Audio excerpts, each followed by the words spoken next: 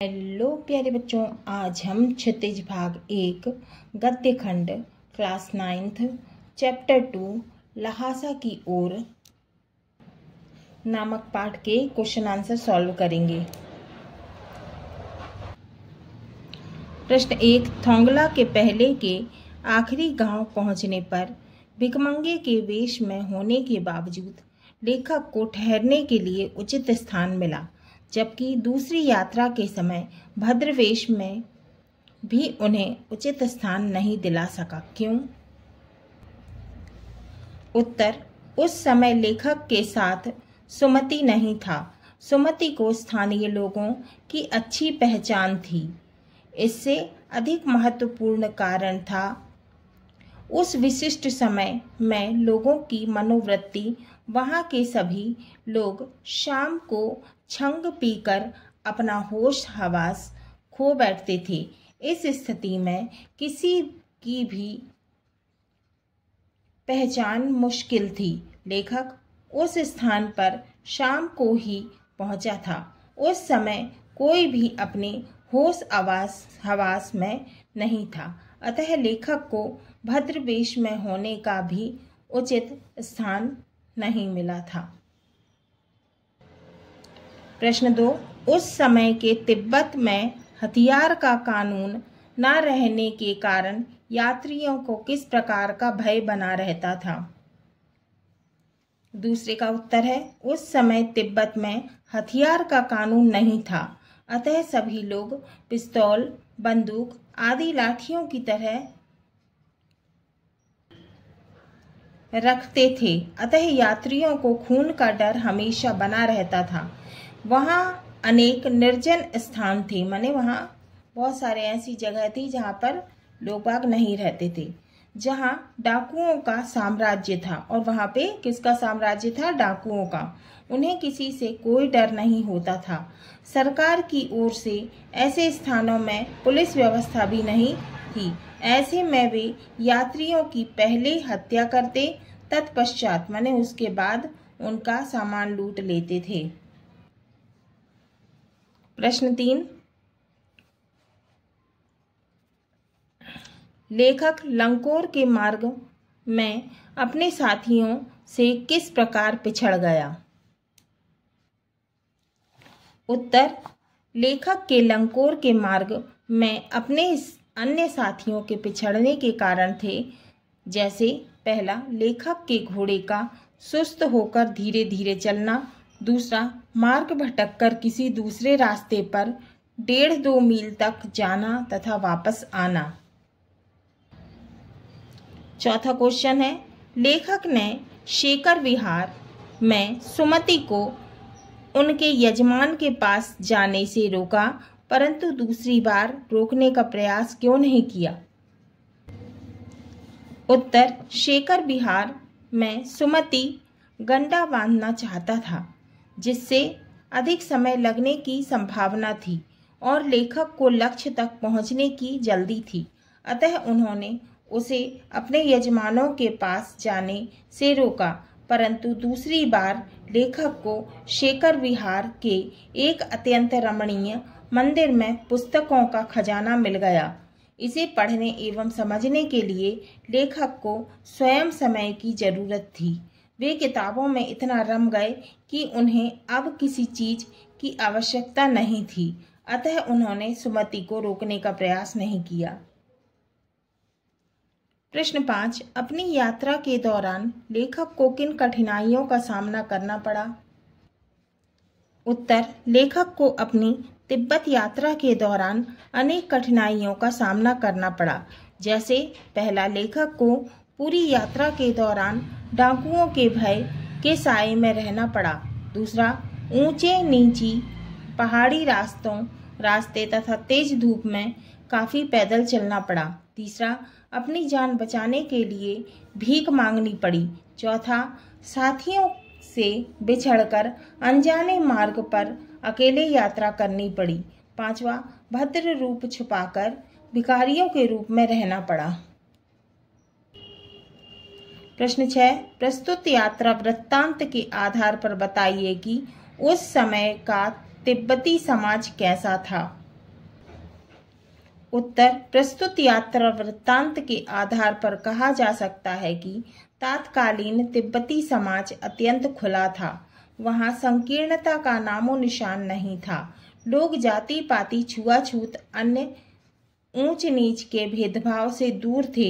महिलाओं में पर्दा प्रथा प्रचलित नहीं थी। वे सभी से घुल मिलकर बातचीत करती थीं। अनजान व्यक्तियों को भी चाय पानी बनाकर देने में उन्हें कोई हिचक नहीं थी। छंग अर्थात मदिरा पान उनकी दिनचर्या में शामिल था। लोग अत्यंत धार्मिक प्रवृत्ति के थे। वे गंडे के नाम पर साधारण गांठ लगे कपड़े को भी अत्यंत श्रद्धा के साथ स्वीकारते थे। समाज में बुद्ध तथा उनके वचनों के संग्रह कंजूर को विशेष स्थान प्राप्त था। अब है प्रश्न 7। मैं अब पुस्तकों के भीतर था। नीचे दिए गए विकल्पों में से कौन सा इस वाक्य का अर्थ बतलाता है? क, लेखक पुस्तकें पढ़ने में रम गया। ख, लेखक पुस्तकों की शेल्फ के भीतर चला गया। ग, लेखक के चारों ओर पुस्तकें ही थीं। घ, पुस्तक में लेखक का परिचय और चित्र छपा था। तो इसका सही उत्तर है क, लेखक पुस्तकें पढ़ने में रम गया। अब है रचना और अभिव्यक्ति। प्रश्न 8। सुमति के यजमान और अन्य परिचित लोग लगभग हर गांव में मिले। इस आधार पर आप सुमति के व्यक्तित्व की किन विशेषताओं का चित्रण कर सकते हैं? उत्तर, सुमति के यजमान और उनके परिचित हर गांव में लेखक को मिले। इससे सुमति के व्यक्तित्व की अनेक विशेषताएं प्रकट होती हैं। जैसे सुमति मिलनसार एवं हंसमुख व्यक्ति था। वह लोगों के बीच धर्मगुरु के समान था, जो उन्हें बोधगया में से लाए गंडे दिया करता था। सुमति समय का पाबंद था। वह समय पर लेखक के न पहुंचने पर नाराज हो जाता है। सुमति लालची स्वभाव का था। सुमति बौद्ध धर्म में आस्था रखता था। वह तिब्बत का अच्छा भौगोलिक ज्ञान रखता था। वह आतिथ्य सत्कार में कुशल था। प्रश्न 9। हालांकि उस वक्त मेरा भेष ऐसा नहीं था कि उन्हें कुछ भी ख्याल करना चाहिए था। उक्त कथन के अनुसार हमारे आचार व्यवहार के तरीके वेशभूषा के आधार पर तय होते हैं। आपकी समझ में यह उचित है अथवा अनुचित, विचार व्यक्त करें। उत्तर, साधारण लोग व्यक्ति की स्थिति का आकलन उसकी वेशभूषा से ही करते हैं। लोग व्यक्ति की वेशभूषा को देखकर वह धारणा बना लेते हैं कि यह कैसा होगा और उसी के अनुरूप उसके साथ व्यवहार करते हैं। बिना बातचीत और विचारों के आदान प्रदान के मनुष्य की स्थिति के आकलन का सबसे सरल तरीका उसकी वेशभूषा है। परंतु प्रश्न के अनुसार पंक्ति में लेखक भी वेशभूषा पर आधारित आकलन के पक्षधर प्रतीत होते हैं, क्योंकि लेखक का कथन है कि मेरी वेशभूषा ऐसी नहीं थी कि उन्हें कुछ भी ख्याल रखना चाहिए था। मेरे विचार से व्यक्ति के व्यक्तित्व का आकलन वेशभूषा के आधार पर होना कतई उचित नहीं है। कारण अच्छे कपड़े पहनने वाला व्यक्ति जरूरी नहीं कि वह एक अच्छा इंसान भी हो। प्रश्न 10। यात्रा वृत्तांत के आधार पर तिब्बत की भौगोलिक स्थिति का शब्द चित्र प्रस्तुत करें। वहां की स्थिति आपके राज्य, शहर से किस प्रकार भिन्न है? उत्तर, भारत के उत्तर में स्थित तिब्बत नेपाल का पड़ोसी देश है। इसकी सीमा भारत और चीन से लगती है। यह समुद्र तल से 17-18 हजार फीट की ऊंचाई पर स्थित है। यहाँ पहुँचने का मार्ग दुर्गम है, माने कठिन है, बीच बीच में कई ऐसी जगह है जो निर्जन है, माने वहाँ कोई नहीं रहता। यहाँ एक ओर हिमालय है तो दूसरी ओर निर्जन पहाड़ है। यहाँ की जलवायु अत्यंत मनोरम है।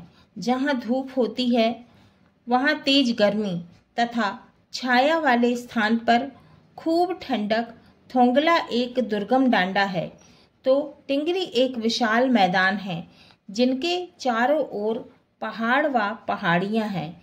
मेरा शहर मैदानी क्षेत्र में होने के कारण उसकी भौगोलिक स्थिति बिल्कुल भिन्न है।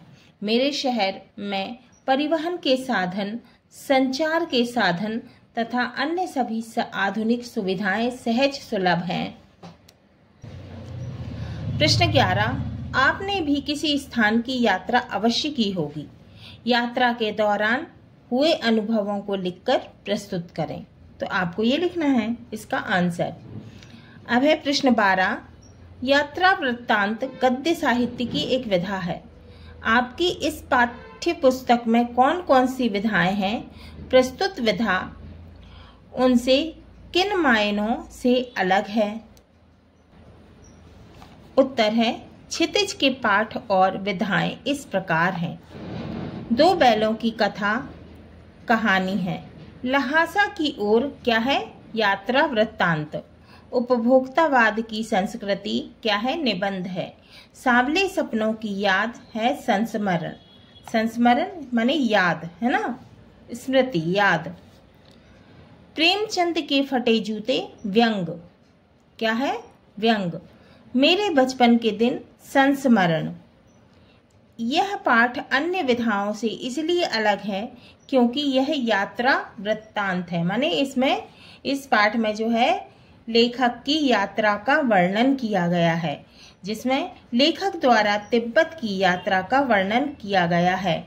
यह उसकी यात्रा का अनुभव है, ना कि मानव चरित्र का चित्रण, जैसा कि अन्य विधाओं में होता है। अब है भाषा अध्ययन। 13वां प्रश्न, किसी भी बात को अनेक प्रकार से कहा जा सकता है, जैसे सुबह होने से पहले हम गांव में थे, पाँव फटने वाली थी कि हम गांव में थे, तारों की छांव रहते रहते हम गांव पहुंच गए। नीचे दिए गए वाक्य को अलग अलग तरीके से लिखिए। जान नहीं पड़ता था कि घोड़ा आगे जा रहा है या पीछे। उत्तर है पता नहीं चलता कि घोड़ा आगे जा रहा है या पीछे। कभी लगता है कि घोड़ा आगे जा रहा है, कभी लगता है कि पीछे जा रहा है। प्रश्न 14, ऐसे शब्द जो किसी अंचल यानी क्षेत्र विशेष में प्रयुक्त होते हैं उन्हें आंचलिक शब्द कहा जाता है। ऐसे शब्द जो किसी अंचल है ना, यानी कि क्षेत्र विशेष माने किसी विशेष क्षेत्र में प्रयुक्त होते हैं उसे क्या कहा जाता है? आंचलिक शब्द कहा जाता है। प्रस्तुत पाठ में से आंचलिक शब्द ढूंढकर लिखिए। तो इसका उत्तर है भारिया, छंग, ती, डांडा, थुक्पा, कंजूर, खोटी आदि। प्रश्न 15, पाठ में कागज अक्षर मैदान के आगे क्रमशः मोटे, अच्छे और विशाल शब्दों का प्रयोग हुआ है। इन शब्दों में उनकी विशेषता उभर आती है। पाठ में से कुछ ऐसे ही और शब्द छांटिए जो किसी की विशेषता बता रहे हों। उत्तर, इस पाठ में प्रयुक्त विशेषण शब्द निम्नलिखित है। मुख्य, व्यापारिक, सैनिक, फौजी, चीनी, बहुत से परित्यक्त, टोटीदार, सारा, दोनों, आखिरी, अच्छी, भद्र, गरीब, विकट, निर्जन, हजारों, खेत, बिल्कुल नंगे, सर्वोच्च, रंग बिरंगे, थोड़ी, गर्मा गर्म, विशाल, छोटी सी, कितने ही, पतली पतली, चिरी बत्तियां। अब है पाठेतर सक्रियता। पहला पॉइंट, यह यात्रा राहुल जी ने 1930 में की थी। आज के समय यदि तिब्बत की यात्रा की जाए तो राहुल जी की यात्रा से कैसे भिन्न होगी। दूसरा, क्या आपके किसी परिचित को घुमक्कड़ी यायावरी का शौक है? उसके इस शौक का उसकी पढ़ाई, काम आदि पर क्या प्रभाव पड़ता होगा, लिखे। तो ये आपको लिखना है। अब है अपठित गद्यांश को पढ़कर दिए गए प्रश्नों के उत्तर दीजिए। अब हमको क्या करना है, ये गद्यांश को पढ़कर प्रश्नों के उत्तर देना है। तो ये प्रश्नों के उत्तर आपको लिखना है 2। अब हम ये गद्यांश पढ़ेंगे। आम दिनों में समुद्र किनारे के इलाके बेहद खूबसूरत लगते हैं, माने बहुत सुंदर लगते हैं। समुद्र लाखों लोगों को भोजन देता है और लाखों उससे जुड़े दूसरे कारोबार में लगे हैं। दिसंबर 2004 को सुनामी या समुद्री भूकंप से उठने वाली तूफानी लहरों के प्रकोप ने एक बार फिर साबित कर दिया, माने क्या कर दिया, सिद्ध कर दिया कि कुदरत की यह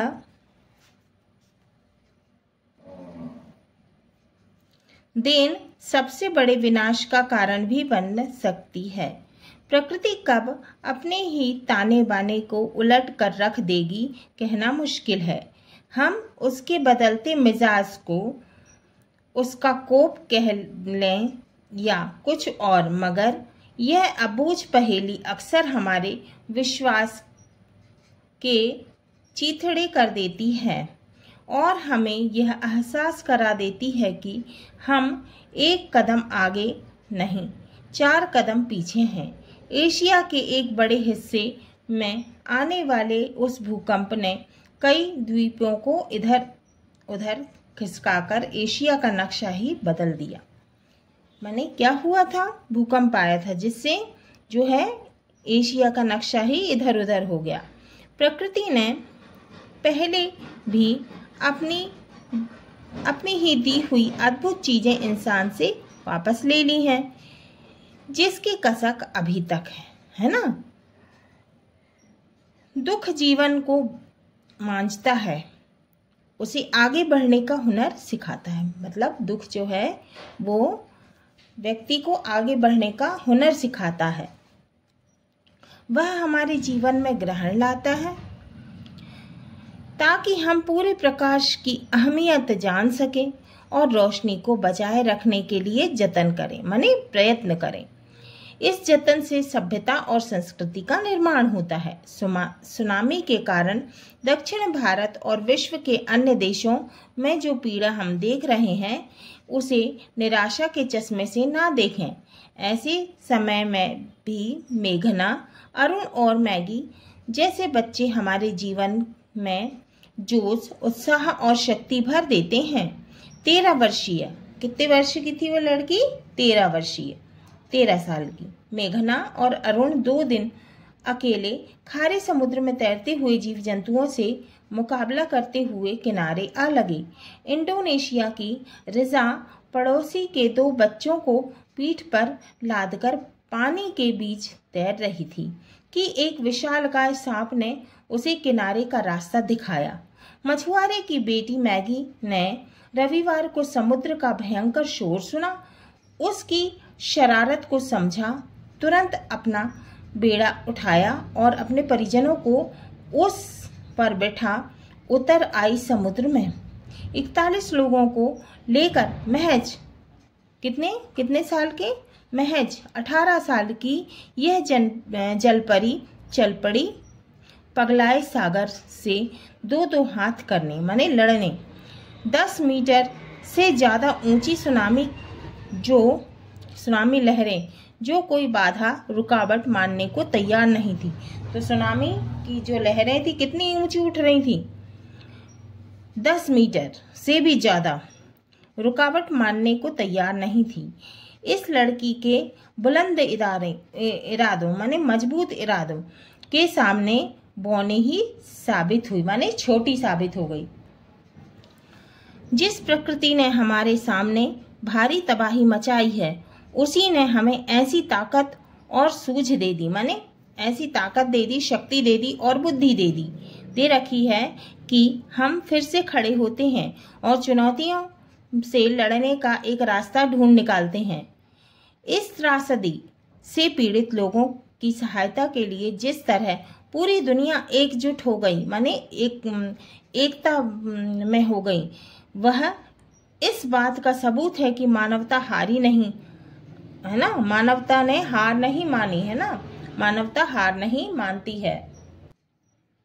अब हमें इस गद्यांश में से प्रश्नों के उत्तर को छांटकर लिखना है, ढूंढकर लिखना है। प्रश्न पहला है, कौन सी आपदा को सुनामी कहा जाता है? तो उत्तर है पहले का उत्तर है भीषण भूकंप के कारण या समुद्र में आने वाली तूफानी लहरों को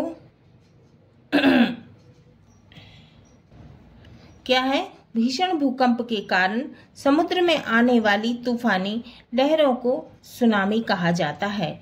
यह आसपास के इलाकों को नष्ट कर देती है, माने खत्म कर देती है, समाप्त कर देती है। अब है प्रश्न दूसरा, दुख जीवन को मांझता है, उसे आगे बढ़ने का हुनर सिखाता है, आशय स्पष्ट कीजिए। उत्तर है दुख जीवन को साफ सुथरा बनाता है, अर्थात व्यक्ति दुख से निपटने के उपाय सोचता है, उनसे छुटकारा पाता है, भविष्य में इससे बचने की तैयारी कर लेता है और नई आशा, उमंग और उल्लास के साथ जीवन शुरू करता है। अब है प्रश्न तीसरा, मैगी, मेघना और अरुण ने सुनामी जैसी आपदा का सामना किस प्रकार किया? उत्तर है मेघना और अरुण सुनामी में फंस गए थे। वे 2 दिन तक समुद्र में तैरते रहे। कई बार वे समुद्री जीवों का शिकार होने से बचे और अंत में किनारे लगकर बच गए। मैगी ने समुद्र में उठ रही 10 मीटर ऊंची लहरों के बीच अपना बेड़ा उतार दिया। उसमें अपने परिजनों को बिठाकर किनारे आने के लिए संघर्ष करने लगी। उसके बेड़े में 41 लोग और भी थे। कितने लोग थे बेड़े में? 41 लोग। अब है प्रश्न 4, प्रस्तुत गद्यांश में दृढ़ निश्चय और महत्व के लिए किन शब्दों का प्रयोग हुआ है? तो इसका उत्तर है बुलंद इरादे और अहमियत।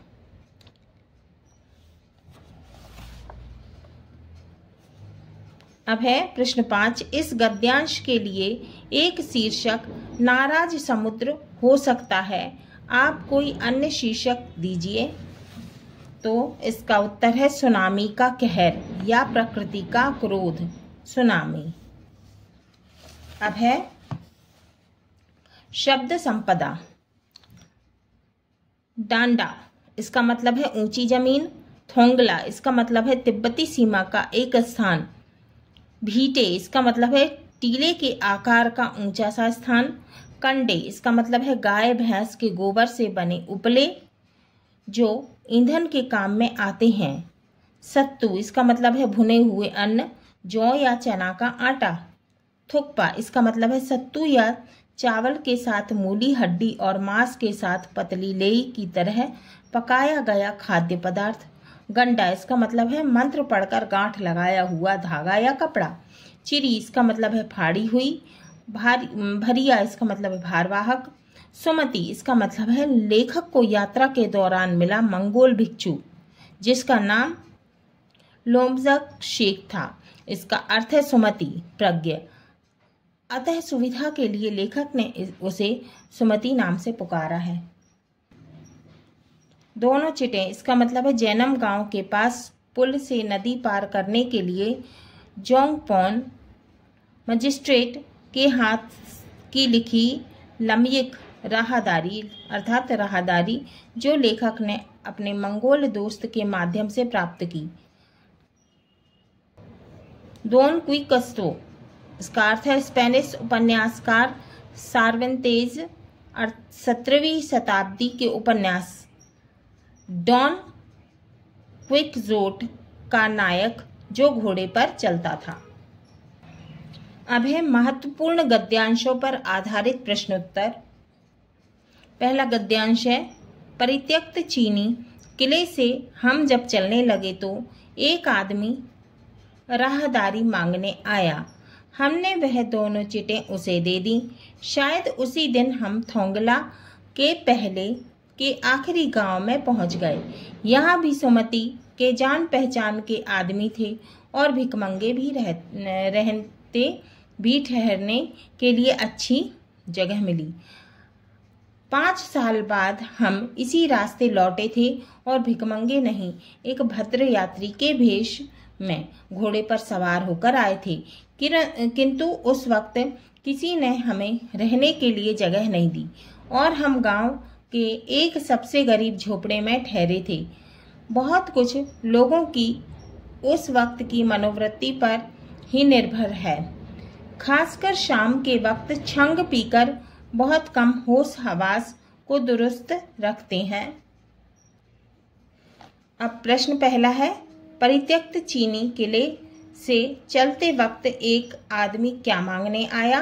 उत्तर, परित्यक्त चीनी किले से चलते वक्त एक आदमी राहदारी मांगने आया। क्या मांगने आया था? राहदारी माने शुल्क, टैक्स। प्रश्न 2, लेखक कितने साल बाद लौटा था? तो जैसा कि हमने गद्यांश में पढ़ा था, तो इसका उत्तर है लेखक 5 साल बाद लौटा था। अब है प्रश्न 3, लौटते समय लेखक को ठहरने की अच्छी जगह क्यों नहीं मिली? उत्तर, लौटते समय लेखक को ठहरने की अच्छी जगह इसलिए नहीं मिली क्योंकि सभी स्थानीय लोग छंग पीकर होश हवास में नहीं थे। अब है गद्यांश दूसरा, अब हमें सबसे विकट डांडा थोंगला पार करना था। डांडे तिब्बत में सबसे खतरे की जगह हैं। 16-17 हजार फीट की ऊंचाई होने के कारण उनके दोनों तरफ मीलों तक कोई गांव गिराव नहीं होते। नदियों के मोड़ और पहाड़ों के कोनों के कारण बहुत दूर तक आदमी को देखा नहीं जा सकता। डाकुओं के लिए यही सबसे अच्छी जगह है। तिब्बत में गांव में आकर खून हो जाए तब भी खूनी को सजा भी मिल सकती है, लेकिन इस निर्जन स्थानों में मरे हुए आदमियों के लिए कोई परवाह नहीं करता। सरकार खुफिया विभाग और पुलिस पर उतना खर्च नहीं करती और वहां गवाह भी तो कोई नहीं मिल सकता। डकैत पहले आदमी को मार डालते हैं, उसके बाद देखते हैं कि कुछ पैसा है कि नहीं। अब इसके प्रश्नों के उत्तर ले। प्रश्न है पहला, लेखक एवं उनके साथियों की सबसे विकट समस्या क्या थी? डांडा थोंगला सबसे अधिक किसके लिए उपयुक्त है? उत्तर, लेखक और उनके साथियों की सबसे विकट समस्या डांडा थोंगला पार करना था।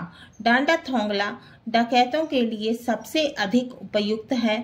प्रश्न 2, डांडा थोंगला की ऊंचाई कितनी है? उत्तर, डांडा थोंगला की ऊंचाई 16-17 हजार फीट है। प्रश्न 3, डकैत आदमी के साथ कैसा व्यवहार करते हैं?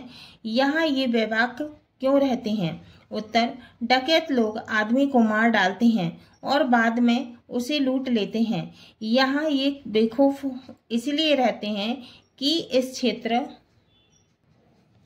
में सरकार, खुफिया विभाग और पुलिस पर उतना खर्चे नहीं करती।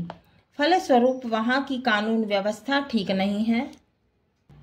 अब है तीसरा गद्यांश, हथियार का कानून न रहने के कारण यहाँ लाठी की तरह लोग पिस्तौल बंदूक लिए फिरते हैं। डाकू यदि जान से ना मारे तो खुद उसे अपने प्राणों का खतरा है। गांव में हमें मालूम हुआ कि पिछले ही साल थोंगला के पास खून हो गया।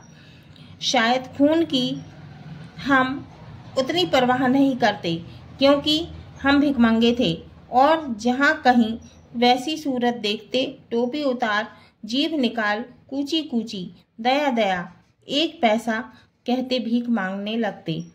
लेकिन पहाड़ की ऊंची चढ़ाई थी, पीठ पर सामान लादकर कैसे चलते और अगला पड़ाव 16-17 मील से कम नहीं था।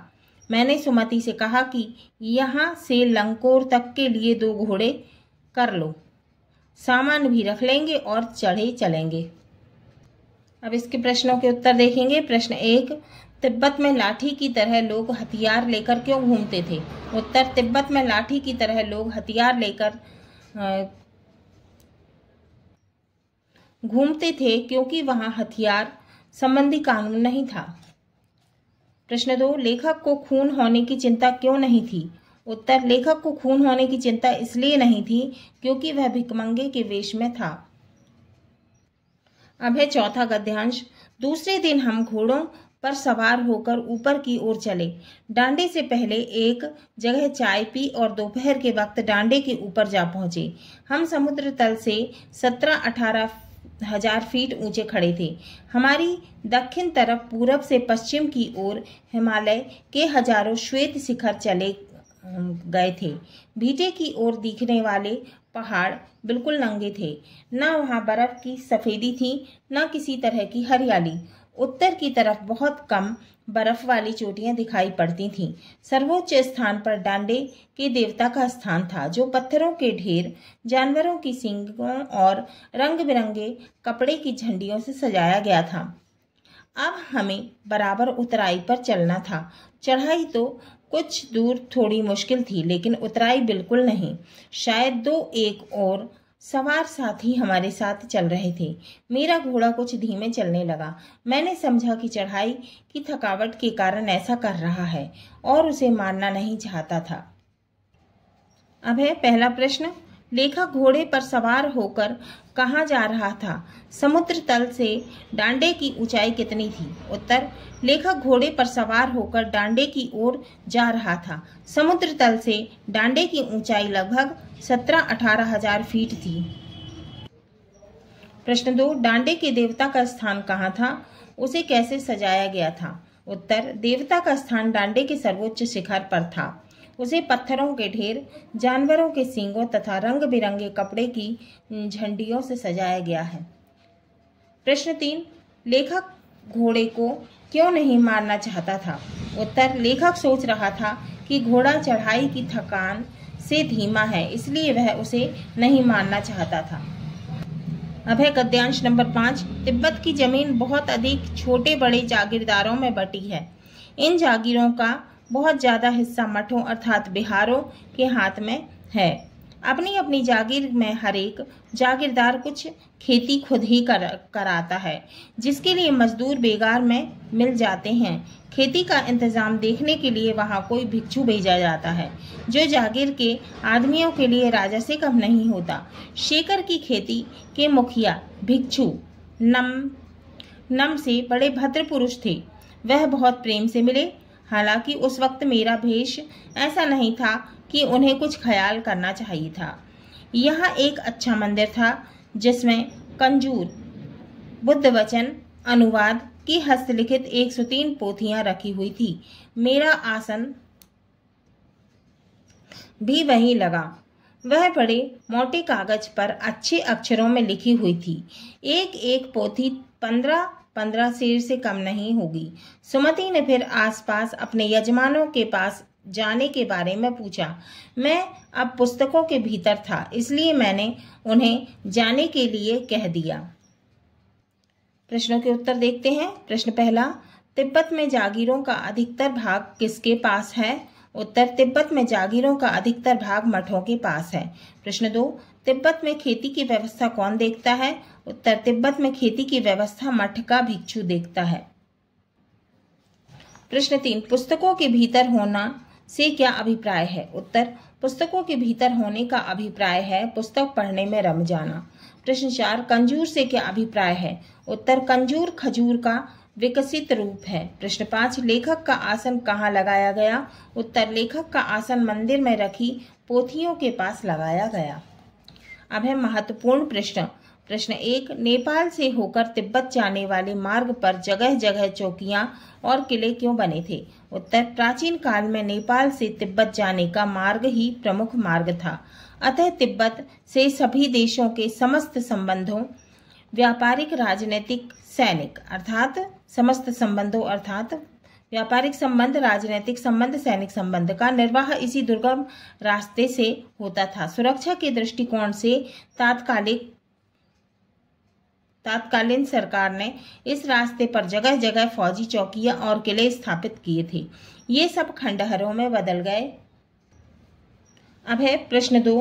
अतिथि देवो भव की भारतीय परिकल्पना तिब्बत में भी प्रचलित है, यात्रा वृत्तांत के आधार पर स्पष्ट कीजिए। उत्तर, लेखक ने अपने यात्रा वृत्तांत में तिब्बत की सामाजिक परिस्थितियों का वर्णन करते हुए लिखा है कि यहाँ अपरिचित व्यक्तियों को भी घर की महिलाएं चाय बनाकर दे देती थीं, भिखारियों को भी, और संदेहास्पद व्यक्तियों को छोड़कर कोई भी उनके घर के अंदर तक जा सकता था।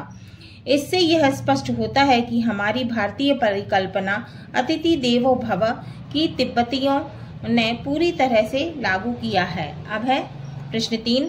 तिब्बत की किस व्यवस्था से लेखक अत्यंत प्रभावित था? उत्तर, लेखक अपने यात्रा वृत्तांत में वहां की सामाजिक व्यवस्था से अति प्रभावित था। उसके अनुसार वहां की सामाजिक व्यवस्था में जाति पाति, छुआछूत, पर्दा प्रथा आदि कुरीतियों का कोई स्थान नहीं था।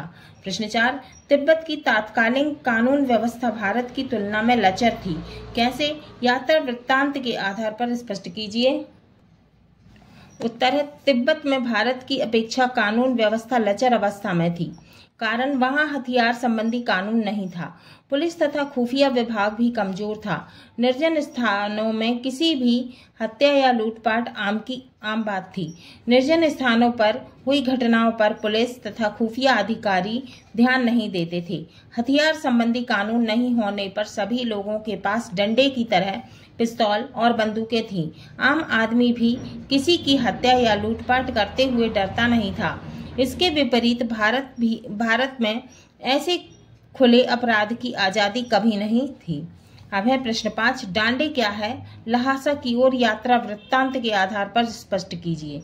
उत्तर, तिब्बत में पहाड़ी घाटियों में स्थित नदियां एवं पहाड़ों के खतरनाक मोड़ को डांडा कहा जाता है।